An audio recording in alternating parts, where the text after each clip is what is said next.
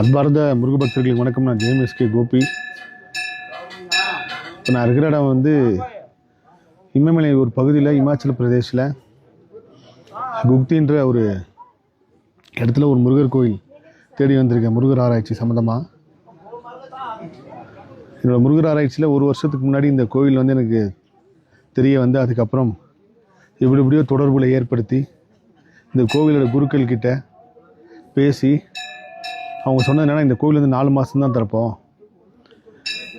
4 மாதம் திறந்ததுக்கப்புறம் மூடிடும் அப்படின்னாங்க. அப்போ எப்போ திறப்பான்னு கேட்டால் ஏப்ரல் 14 திறப்பேன்னு சொன்னாங்க. இப்போ என்னோடய பயணம் திட்டமிடல் வந்து ஏப்ரல் 10ஆம் தேதியே நான் ஆரம்பிச்சிட்டேன். நீங்கள் தமிழ் வருஷப்பிறப்பு ஏப்ரல் 14 இங்கே தான். நான் நைட்டு இந்த இடத்துக்கு வந்து சேர்றப்போ 11 மணி. இங்கே ஊர் மக்கள்லாம் 3 மணி நேரம் 4 மணி நேரத்தில் நடக்க ஆரம்பிச்சிட்டாங்களாம். ஆனால் என்னால் கிட்டத்தட்ட ஒரு 9 மணி நேரம் ஆச்சு நடக்கிறதுக்கு. ஏன்னா முடியல, ஃபுல் அண்ட் ஃபுல்லாக ஐஸு, குளிர்.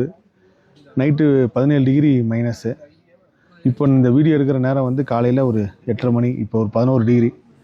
இந்த காணொலி எடுத்துகிட்டு மேலே கோயிலுக்கு மேலே ஏறுறேன். இந்த கார்த்திக் சாமி வரணும் அப்படின்னு சொன்னோடனே 2-3 விஷயங்கள் அற்புதம் அதிசயம் முருகப்பெருமான் நடத்தினார். அவர் தான் வர வச்சுருக்காரு. நேற்று நான் வரப்போ ரொம்ப அந்த இமயமலைனால நம்மளுக்கு நிறைய ஊழ்வினை கர்மவினை மாத்திராரு நான் உணர்றேன். ஆனால் நேற்று வந்து ஒரு பெரிய அச்சத்துக்கு போயிட்டானா முடியல. எல்லாமே கை கால் எல்லாமே ஃப்ரீஸ் ஆகி எப்படி போகிறோம், எப்படி சென்னை வர போகிறோன்றது தெரியாத அளவுக்கு ஆயிடுச்சு.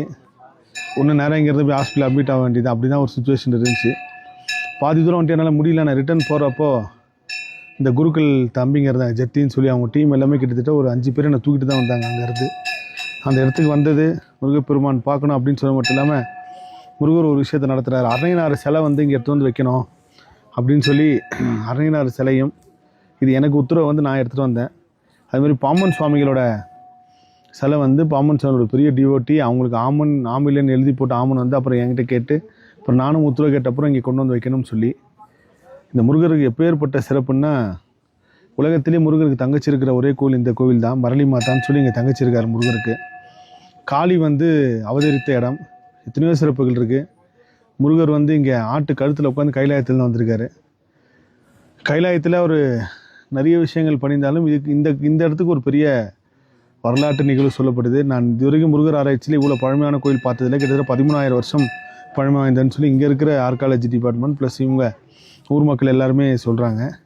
அதே மாதிரி ஒரு முருக பக்தை அம்மா, அவங்க நிர்மலாமா வந்து ஏலக்காய் மாலை கொடுக்கணும்னு சொல்லி முருகர் கொடுத்து அமிச்சாங்க. அதுவும் நான் ஒத்துரை கேட்டு வாங்கிக்கிறேன்னே. 2 மாலையில் ஒரு மாலை முருகப்பெருமான் சாத்திட்டு ஒரு மாலை நான் ரிட்டன் எடுத்துகிட்டு போகிறேன்.